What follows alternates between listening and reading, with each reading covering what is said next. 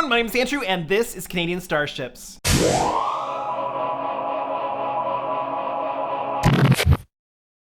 Welcome back to update number 15 on the 1000 scale Enterprise D project, and in this update, my goal is to get to the point where we can put that duck egg blue down on the hull. Now, I always record these video intros before I get any of the work done that you see in the video, so I have absolutely no idea if we're gonna be successful in that because we have a lot of work to do on the project before that duck egg blue goes down. So all of the work that I did in the last update, all that refinement for it still needs to be done. I've done some sanding on the neck joint in between updates, and there's a whole lot more to do. Plus, we have to get all of the putty work in the back end of the ship and the primer on that secondary hull area. So, a lot to do, a big goal to hopefully achieve, so let's get right to it.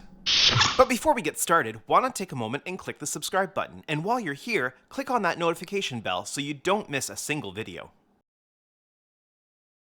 Since I ended with the bottom saucer, that's where I am beginning to work in this update. So you can see that I've already done some sanding along here, and it's going to be a bit of a sand prime deal until it gets to be the way that I want it to. Also, with all of the sanding, I will have to go through afterwards and redefine the join area, since it is a saucer that can separate from the secondary hull, or primary hull that can separate from the secondary hull. So I will have to go through and re-scribe that out.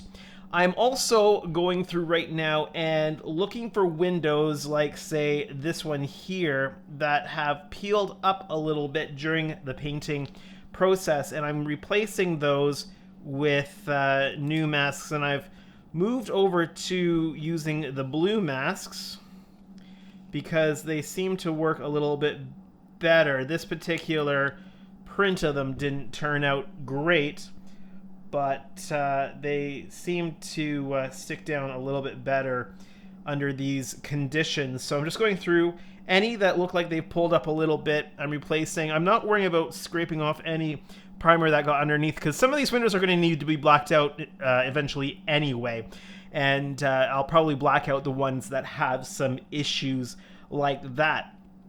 So after I do that, I'm going to continue to work on a bunch of these other seams. I need to get the deflector dish properly masked off so I can go through and do the prime on these areas. And I'm going to make up some sanding sticks to get the sensor band area in here sanded properly. I'm using coffee stir sticks since they're thin enough, and gluing some sandpaper to those. Due to being sick, I've gotten a bit of work done that didn't end up on camera, mostly on this seam and the masking in here.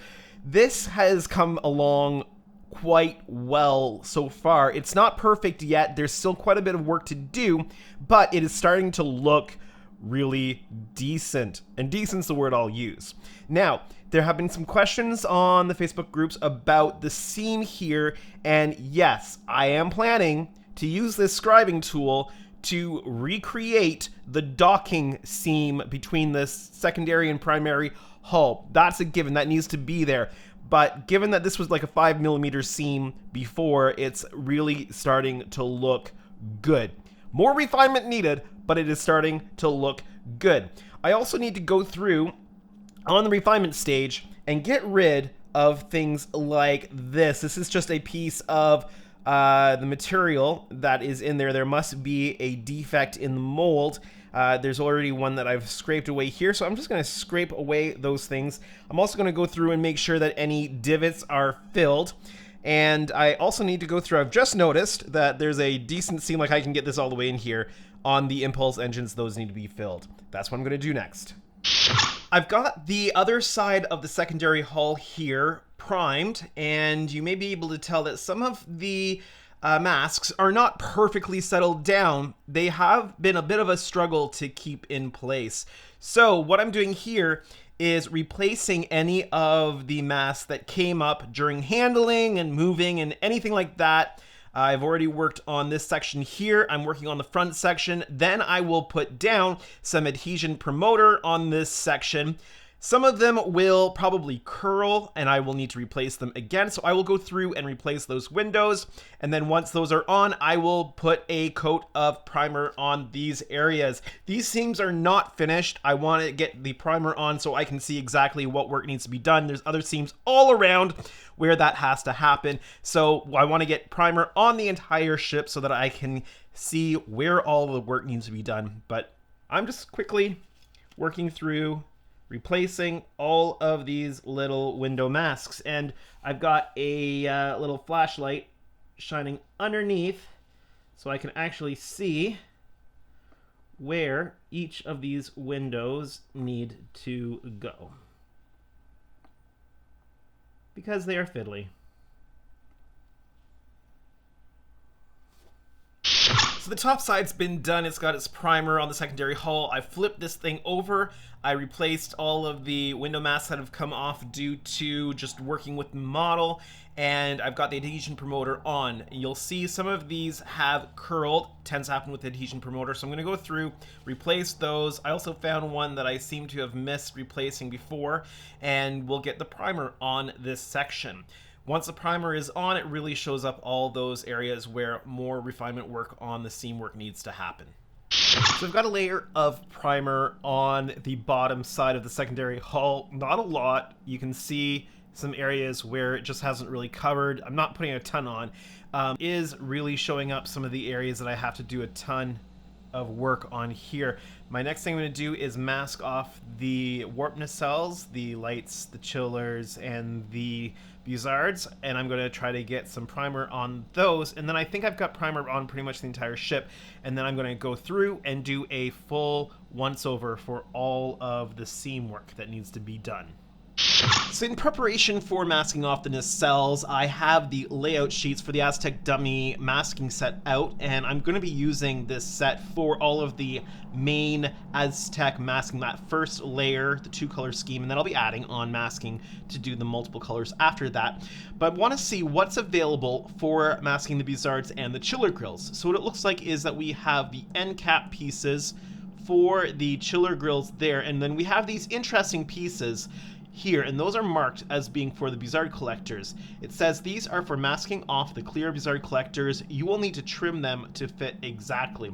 So I understand why you would need to do this, because masking off that odd shape on the end, the rounded, almost spherical type shape on the end, has got to be incredibly difficult to create masks that will do that. So we will play with those, see how those fit. If I'm not happy with the fit, then I will mask those off by hand with masking tape. But we've got the end caps, the pieces here for the buzzards, and then for the rest of the area around, either I will cut straight pieces of vinyl on my cutter, or I will just use pieces of masking tape that I cut with the metal straight edge.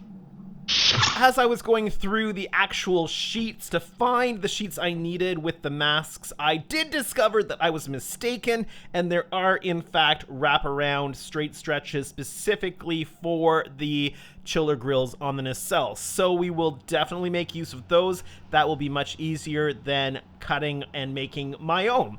And so it just goes to show that you really do need to go through every single sheet in something like this. Lou has really tried to pack in everything as efficiently as possible, which also means that some things for the nacelles are stretched over multiple sheets. So it really does pay off to go through them and make sure that you haven't missed anything. So let's get all of these masks onto the nacelles. I've got her back on the temporary stand, and what I'm finding with the mask, and this is in no way a knock to the mask set as much as it is to the kit, is that these masks simply are not fitting. It is not quite as narrow as what the piece is. And probably the reason for that is you have to grind down a significant amount of material on these parts in order for them to go together. And so there's really just a matter of maybe 0.5 millimeter or 1 millimeter of extra material on this, and that's probably down to me taking off just that much more material than Lou did on the one he built. So unfortunately, that means that these are just not fitting properly. In fact, I had to pinch to get it to fit properly, and I don't want to do that because then paint's going to be able to get in underneath this section here. I'm going to have to mask these pieces off by hand.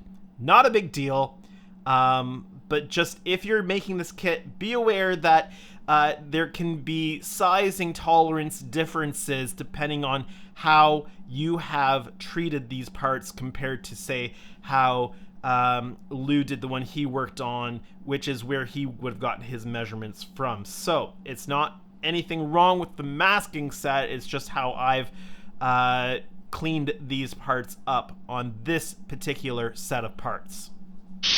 We've got the chiller grills masked off with the blue 3M painter's tape, and I am currently working on the Buzzard collectors. They are a very odd shape, and so what I am doing is I'm using various sized strips of the tape to make it around the corner. I tried initially a thin strip and bending it around, however, the material does not allow for that to stick adequately to be able to do that. It needs to be a very thinly cut piece of tape if you're going to do it that way. So I've gone to option 2, which is this strip with the end along the edge. And so by varying the thickness of the pieces of tape, you can get it around the tighter corners, and where there's a bit of a straighter stretch, you can go with a little bit of a wider section, and you just piece this together bit by bit, and you get a really nice looking curve going around for your masking. And here we have the entire first round primer coat fully applied to the ship. Now, the great thing that the gray primer is going to do is it's going to reveal exactly where all of the seam work areas are that need a lot of attention. Areas like this, and this, and this one, and this one, and many more like this. Well, and that's going to wrap it up for this update on the 1000 scale Enterprise D project. I did not quite get as far as I wanted to, but this update has been way too long in the making. Between kids not sleeping and other things going on, it has just taken a long time to get from the start of the video to the end of the video, but I am so glad that we are making progress. So, not quite the duck egg blue onto the ship, but all of the primer is on, and I'm gonna go front to back to front, side to side, checking for every single seam that needs work on that project. So I think I'm gonna work on that in between updates. Again, this is kind of a bit of a boring kind of process content-wise, but hopefully you've enjoyed this a little bit. If you did, make sure that you hit that like button. If you're new to my channel or you haven't done so yet, why not hit that subscribe button today? You'll make me very happy if you do. But for now, my name is Andrew, and this is Canadian Starships. Have a great day, everyone.